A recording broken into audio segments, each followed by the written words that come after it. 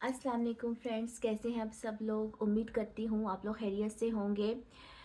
नाज़रीन, आज जो मैं वीडियो बनाने जा रही हूँ वो थोड़ा सा हटकर टॉपिक है। और मैंने सोचा कि एस्ट्रोलॉजी से हटकर जो है वो कुछ चीज़ों को डिस्कस किया जाए, और बहुत सारे लोगों ने मुझे इस बात के बारे में जो है वो कहा भी कि आप जो हैं एस्ट्रोलॉजी के अलावा भी कुछ वीडियोस बनाएं। तो आज का जो टॉपिक मैं लेकर आई हूँ ये वैसे तो ख़वातीन के हवाले से है। एज ए फीमेल जेंडर मैं बहुत देर से ये कोशिश कर रही थी कि मैं कुछ ख़वातीन से रिलेटेड जो मामलात हैं, जो इश्यूज़ हैं, उनको जो है उनके बारे में बात करूं। ऑब्वियसली मैं डॉक्टर हूँ ना, तो मैं डॉक्टर हूँ ना मैं हकीम हूँ, ठीक है। लेकिन आज का जो मेरा टॉपिक है वो कुछ ख़वातीन के हवाले से भी इम्पॉर्टेंट है और मेडिकल के हवाले से भी इम्पॉर्टेंट है।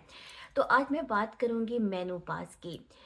नाज़रीन, मेनोपाज की जो स्टेज है वो हर औरत की ज़िंदगी में आती है, यानी इस पूरे अर्ज़ पर कोई भी ऐसी खातून नहीं है जो कि इससे जो है वो इस चीज़ को इग्नोर कर सके। और इसके बारे में जो है ये कहा जाता है कि ये एक बायोलॉजिकल फ़ेज़ है। एक बायोलॉजिकल फ़ेज़ से दूसरे बायोलॉजिकल फ़ेज़ की तरफ जाना है, और इसको जो है वो रिवर्स प्यूबरिटी भी कहा जाता है। मेनोपाज का जो पीरियड है इसके बारे में जो एवरेज एज बताई जाती है लेडीज़ के हवाले से, वो तकरीबन 50 से लेके 52 तक की जो है वो एज बताई जाती है।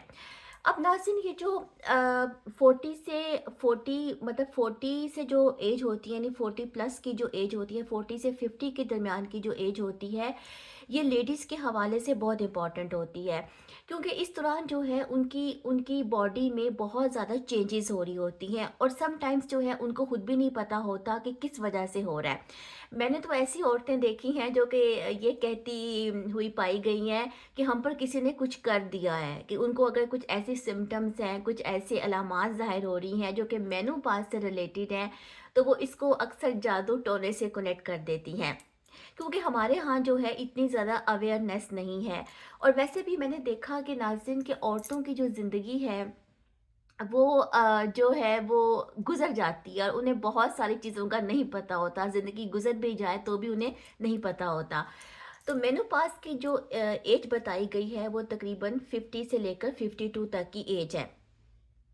अब होता ये है नाज़रीन कि जो ऑब्वियसली कि जब एक फ़ीमेल ने जो है वो एक पूरी ज़िंदगी 40 से 45 साल जो है वो एक चीज़ के साथ गुज़ारे होते हैं, और जब एकदम से जो है उसके साथ ऐसी कुछ चेंजेस होती हैं तो ऑब्वियसली कुछ डिप्रेशन का जो है वो भी जो है वो शिकार हो सकती हैं।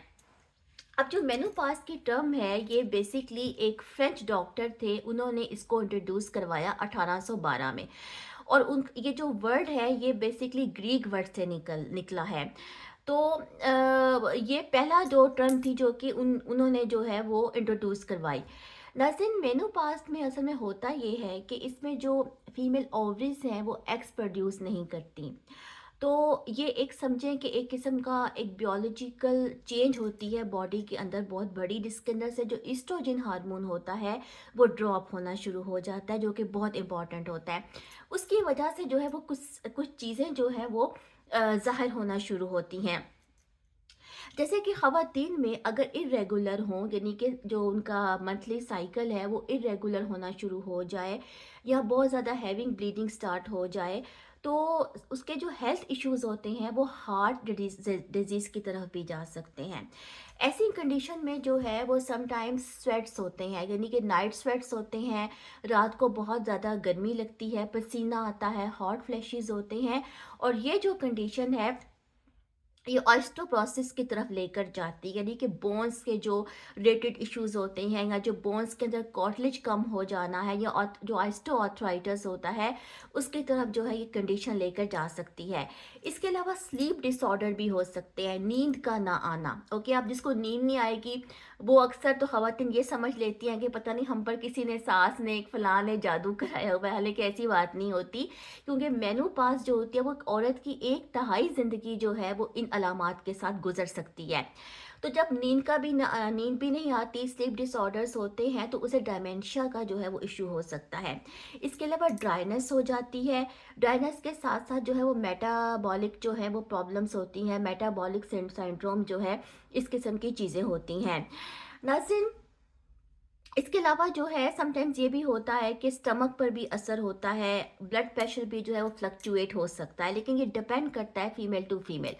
तो ये मुख्तलिफ किस्म की जो चीज़ें हैं वो इस एज में या इस एरा में जो है रुनमा होना शुरू होती हैं, लेकिन एकदम से ऐसा नहीं होता, इसमें कुछ टाइम लगता है। प्री मेनोपॉज होता है, पोस्ट मेनोपॉज होता है और इसका पूरा एक प्रोसीजर होता है, और बहरहाल जो है वो प्री मेनोपॉज की तरफ जो है ये चीज़ लीड करती है। अब नाज़रीन, कुछ जो ख़वातीन हैं उनको मैंने देखा है कि वो इस एरा में डिप्रेशन का शिकार हो जाती है। उन्हें लगता है कि शायद जो है अब हमारी ज़िंदगी जो है वो पता नहीं शायद एंड होने पे जा रही है, या बुढ़ापा जो है वो हमारे सर पे मंडला रहा है। तो पहली बात तो ये है कि बुढ़ापे ने तो आना ही आना है, ठीक है? बुढ़ापे से तो हम बच नहीं सकते, लेकिन बुढ़ापे को हम मेंटेन ज़रूर कर सकते हैं। और मैं समझती हूँ कि हमारे यहाँ लेडीज़ जो हैं बहुत ज़्यादा नेग्लेक्ट करती हैं अपनी हेल्थ को।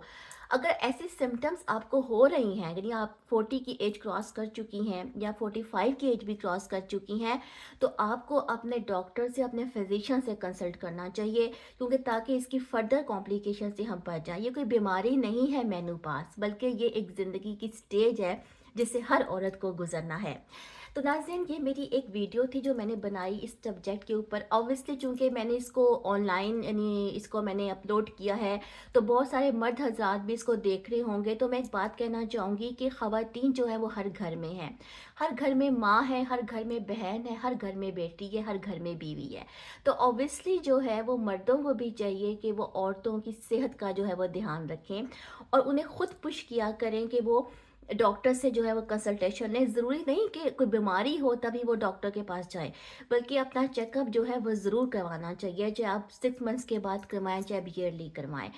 तो ये मेरी नाज़रीन एक स्टडी थी जो मैंने आपके साथ शेयर की। अगर आपको मेरी वीडियो पसंद आती है तो मैं इस टॉपिक पर मज़ीद भी कुछ जो है आपको जानकारी दे सकती हूँ। Thank you so much.